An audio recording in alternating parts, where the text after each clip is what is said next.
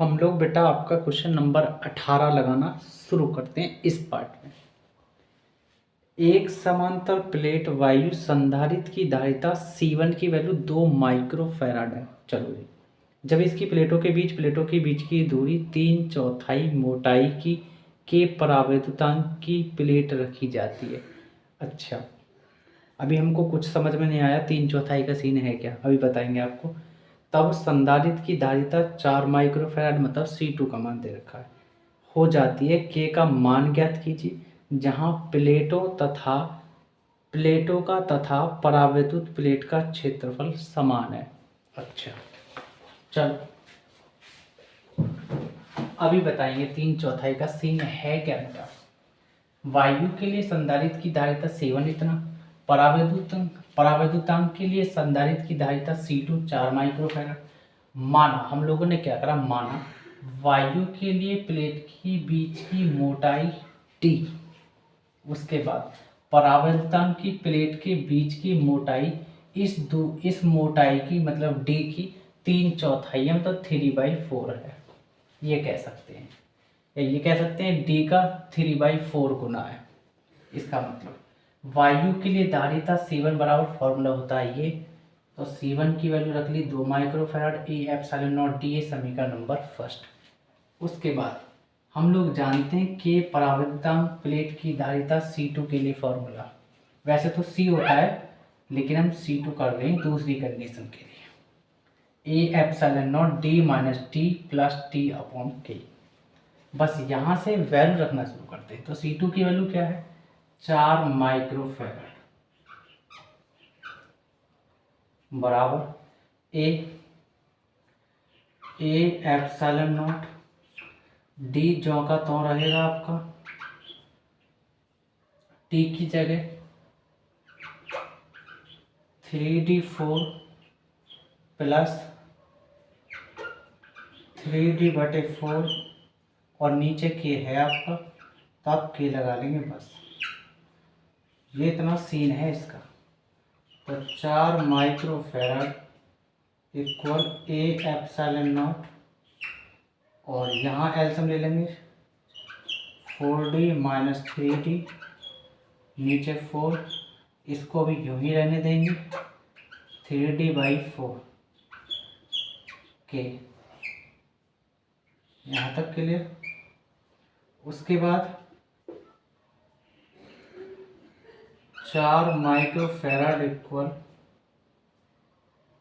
A epsilon not, 4D में से 3D गया तो D/4 आ गया निकल के, और अंदर बचा आपका 4D में से 3D गया, तो सही से कर ही लेते हैं यार, कंफ्यूज हो गया आप लोग।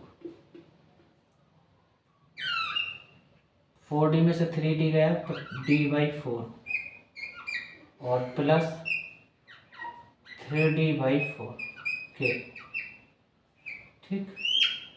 उसके बाद D/4 और D/4 कॉमन कर लेंगे, तो आप बोलेंगे 4 microfarad equal A epsilon not upon D/4 सब में से कॉमन कर लिया, तो आपका बचा यहाँ 1, क्योंकि पूरा का पूरा बाहर हो गया, उभयनिष्ठ हो गया जिसको कॉमन का मतलब कहते हैं। तो यहाँ बचा आपका 3 और नीचे बचा आपका 4, तो बाहर निकल गया, तो आप बोलेंगे 3/k, ऐसे बचा है। यहाँ तक क्लियर। और उसके बाद ये 4 आपका ऊपर चला जाएगा, तो आप बोलेंगे 4 microfarad equal 4A epsilon not, और ये आपका D, और ये आपका 1 प्लस 3/k।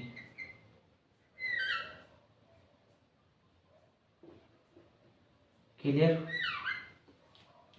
उसके बाद ये 4 गुणा में है, इधर आ जाएगा, तो आप बोलेंगे 4 माइक्रोफैराड/4 इक्वल, इधर बचा आपका A एप्सिलॉन नॉट, और ये आपका D, और ये आपका 1 प्लस 3/k। क्लियर बेटा। मैं एक चीज़ बता दूं, ये 4 से तो ये 4 कैंसिल, मतलब 1 माइक्रोफैराड। चलो, और ए एप्सिलॉन नॉट डी आपको दिख रहा होगा। ए एप्सिलॉन नॉट डी वो किसके बराबर है? आपके C1 के, है ना। A epsilon not D equal C1, तो C1 की वैल्यू क्या है? 2 माइक्रोफैराड। तो आप कह सकते हैं कि ए एप्सिलॉन नॉट डी बराबर 2 माइक्रोफैराड। तो ए एप्सिलॉन नॉट डी की जगह आप 2 माइक्रोफैराड रख लेंगे। यहाँ तक क्लियर बेटा? तो आप बोलेंगे 1 माइक्रोफैराड बराबर 2 माइक्रोफैराड अपॉन 1 प्लस 3 अपॉन के। ये पूरा का पूरा भाग में गुणा में चला जाएगा। माइक्रोफैराड ये गुणा में है, 1 के साथ तो भाग में जाएगा, ये इससे कैंसिल हो जाएगा। तो आप कह सकते हैं ऐसे। सही बात है भाई। तो आपका क्या बचा? 1 की गुणा इस पूरे को इधर आ जाएगा, भाग में ही गुणा में आ जाएगा 1 के साथ, तो 1 प्लस 3/k, और इधर बचा बेटा आपका 2 ओनली। उसके बाद 1 प्लस 3 अपॉन के, जब गुणा करोगे 1 की तो ये तो ये लौट के आएगा बराबर 2। ये 1 प्लस और बाद में उधर जाकर माइनस का हो जाएगा, तो 3 अपॉन के बराबर 2 माइनस 1, तो 3 अपॉन के, तो 2 में से 1 गया, 1 बचा। के बाहर में गुणा में चला जाएगा, तो के में 1 की गुणा करोगे के आ जाएगा। तो के थोड़ा ढंग से लिख लेते हैं इसको, तो के बराबर 3 आपका आंसर इस क्वेश्चन का। क्वेश्चन नंबर बेटा हम लोग आपका 19वां लगाते हैं। एक समांतर प्लेट संधारित्र की प्लेटों का व्यास स्मॉल डी की वैल्यू 6 सेंटीमीटर दे रखी है। उसके बाद तथा उसमें परावैद्युत के रूप में वायु है। चलो जी, यदि इस संधारित्र की धारिता 200 सेंटीमीटर कैपिटल डी की वैल्यू दे रखी है, व्यास वाले गोले के समान हो, मतलब गोले का व्यास दे रखा है और ऊपर संधारित्र प्लेट का व्यास दे रखा है ऊपर 6 सेंटीमीटर, तो इसकी प्लेटों के बीच की दूरी डी का मान ज्ञात कीजिए। कर लेंगे बेटा इसको। मैंने डाटा सारा लिख दिया है। प्लेटों का व्यास डी स्मॉल इतना, गोले की प्लेटों की त्रिज्या कैसे निकालेंगे? इसका आधा कर देंगे 6 का, 3 सेंटीमीटर। गोले का व्यास कैपिटल डी 200 सेंटीमीटर दे रखा है, तो गोले की त्रिज्या कैसे निकालेंगे? कैपिटल आर, इसका आधा कर लेंगे 200 का, मतलब 200 में 2 का भाग देंगे तो 100 सेंटीमीटर।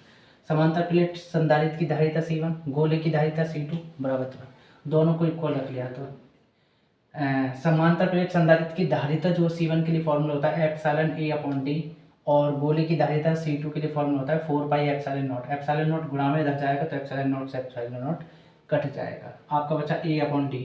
ए की जगह हम लोग जानते हैं कि गोला एक वृत्त का जो क्षेत्रफल होता है वो पाई आर स्क्वायर होता है, तो इसलिए हम लोगों ने ए की जगह पाई आर स्क्वायर, ये डी उधर चला गया, 4 पाई आर ये नीचे आ गया, ये इधर उधर चला गया डी। ठीक, ये पाई से पाई कैंसिल, तो आर स्क्वायर ये रहा, 4r ये रहा, डी बराबर। वैल्यू रखेंगे बेटा। आर की वैल्यू क्या है? आर की वैल्यू है, स्मॉल आर की वैल्यू 3 सेंटीमीटर, इसका स्क्वायर कर लेंगे। और 4 कैपिटल आर की वैल्यू क्या है? 100 सेंटीमीटर। 100 सेंटीमीटर को आप क्या लिखेंगे? 10 की पावर 2 सेंटीमीटर लिख सकते हैं ना। उसके बाद इधर चल रहा है डी, डी इधर लिखो, बात तरीके है ना। तो 3 का स्क्वायर कर लेंगे 9, ये हो जाएगा सेंटीमीटर का स्क्वायर। ये 4 और 10 की पावर 2 प्लस में ऊपर जाके यमराज के हम माइनस की 2 हो जाएगी, और ये आपका सेंटीमीटर। और डी इक्वल 9 में 4 का भाग दोगे तो 2.25 आ जाएगा। सेंटीमीटर 1 है, सेंटीमीटर 2 है, तो सेंटीमीटर 1 बचा। 10 की पावर -2, सेंटीमीटर को मीटर में चेंज कर लेंगे तो 10 की पावर -2 मीटर। तो डी इक्वल आपको मिलेगा 2.25 -2 पावर, ये -2 माइनस माइनस जुड़ते हैं, चिन्ह माइनस आता है, तो -4 मीटर, और ये आपका आंसर। हाँ तो बेटा हम लोग ले आए हैं क्वेश्चन नंबर आपका 20। तांबे की 2 प्लेटों के बीच जिनमें प्रत्येक का क्षेत्रफल A की वैल्यू 100 वर्ग सेंटीमीटर का मतलब होता है सेंटीमीटर का स्क्वायर है, एक कागज़ रखा है। कागज़ की मोटाई D की वैल्यू दे रखी 0.005 सेंटीमीटर और उसका परावैद्युतांक K की वैल्यू दे रखी 2.5 है। यदि कागज़ 5 × 10⁵ वोल्ट प्रति सेंटीमीटर वैद्युत क्षेत्र सहन कर सकता है, मतलब E का मान दे रखा है। आगे तो अधिकतम वोल्टता ज्ञात कीजिए, मतलब V मैक्सिमम का मान। उसके बाद जिससे कि संधारित्र आवेशित किया जा सकता है, संधारित्र में कितना आवेश एकत्र होगा, मतलब Q का मान भी पता करना। तो बेटा लगाते इस क्वेश्चन को। तांबे की दो प्लेटों के बीच जिनमें प्रत्येक का क्षेत्रफल A इतना, कागज की मोटाई D इतना, परावर्तन K बराबर इतना, वैद्युत क्षेत्र की तीव्रता E बराबर इतना। अब अधिकतम वोल्टता V मैक्सिमम के लिए फॉर्मूला होता है ED।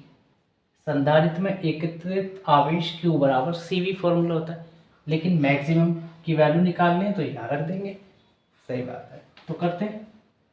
V maximum equal E की वैल्यू क्या है?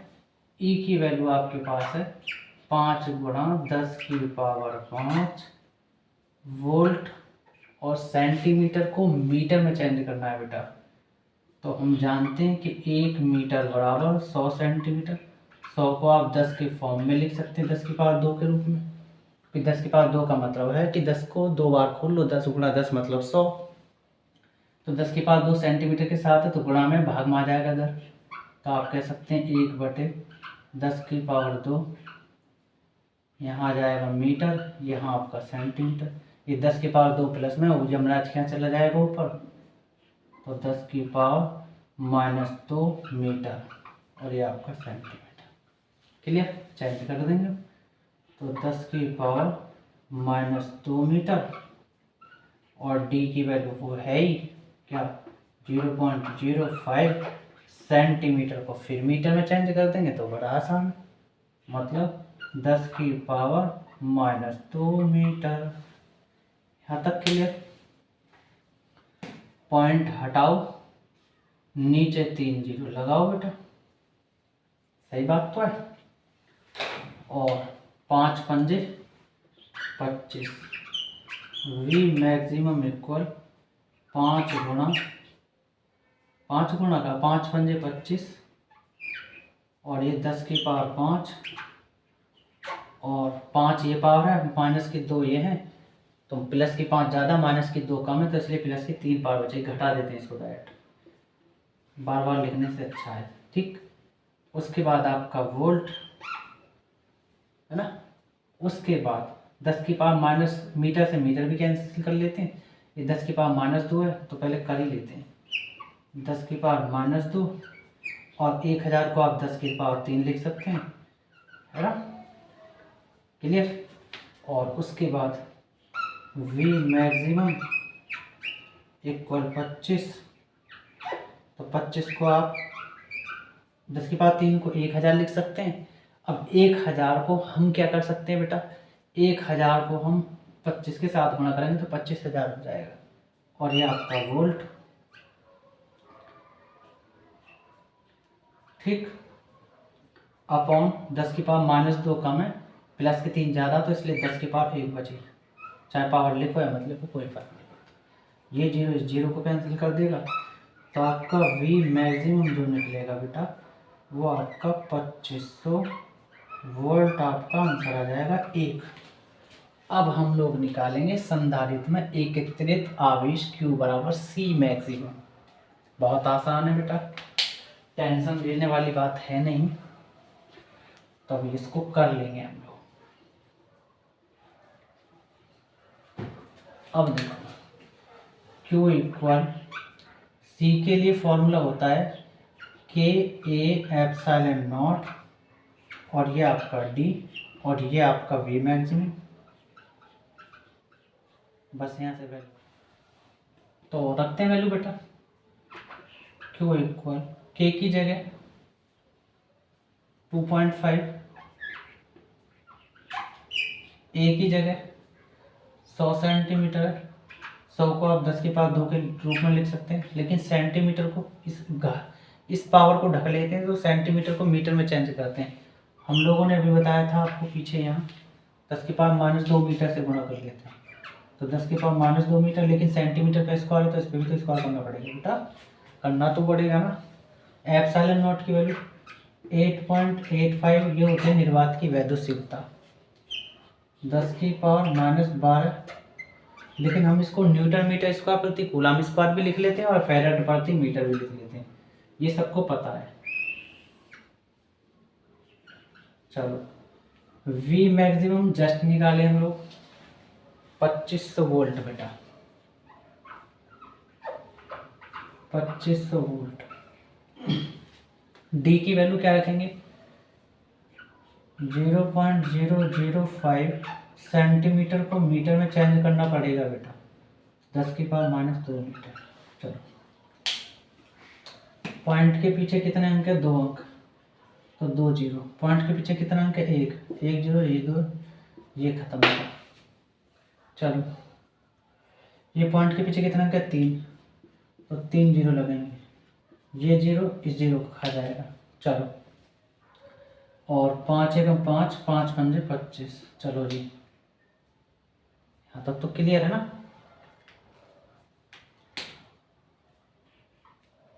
अब देखो Q इक्वल 5 में 25 की गुणा करोगे तो 125 और 10⁻12 ज़्यादा है, प्लस के 2 कम है, जब घटाओगे तो 10⁻10 बचे, क्योंकि माइनस के 12 ज़्यादा प्लस के 2 कम है, इसलिए इसका स्क्वायर खोल लेते हैं। तो 10⁻4 हो जाएगा, 2 दूनी 4 और मीटर का स्क्वायर हो जाएगा।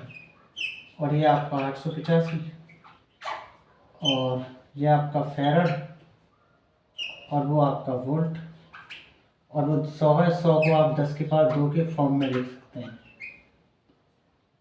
बटे आप मीटर का स्क्वायर हो जाएगा बेटा। ये 10⁻2 नीचे है, सही हम आज क्या ले जाएंगे, मतलब प्लस ऊपर हो जाएगी आपकी 10⁻2। चलो मीटर स्क्वायर कैंसिल, तो Q इक्वल 125 में 885 की गुणा करोगे बेटा आप, तो आपका आएगा 11,0625। अब पावरों को जोड़ लेते हैं, माइनस वालों को एक तरफ, ये माइनस की 4 है, ये प्लस की 2 प्लस की 4 हो जाएंगी, तो प्लस की 4 माइनस की 4 से ख़त्म, तो आपकी 10⁻10 बचेगी। चलो यहाँ फेरड बचा और ये आपका वोल्ट बचा। चलो जी पॉइंट को सरका के लाते हैं सीधे हाथ से उल्टे हाथ की तरफ, दाएं से बाएं पक्ष, RHS LHS बुलंदशहर से औरंगाबाद की तरफ बेटा। पॉइंट जितना सरकेगा उतनी पावर प्लस बनेगी, 1 2 3 4 5। तो आप कहेंगे Q इक्वल 1.1 गुणा 10⁻+5 और 10⁻−10 है ही बेटा। और फेरड को आप कूलाम प्रति वोल्ट लिखेंगे, क्योंकि ये फेरड का दूसरा नाम होता है कूलाम प्रति वोल्ट, सबको पता है। तो वोल्ट से वोल्ट कैंसिल, तो Q इक्वल 1.1 माइनस की 10 पावर ज़्यादा प्लस की 5 कम है, तो घटाओगे 10⁻−5 ही बचेगी और ये आपका कूलाम आपका आंसर आ जाएगा।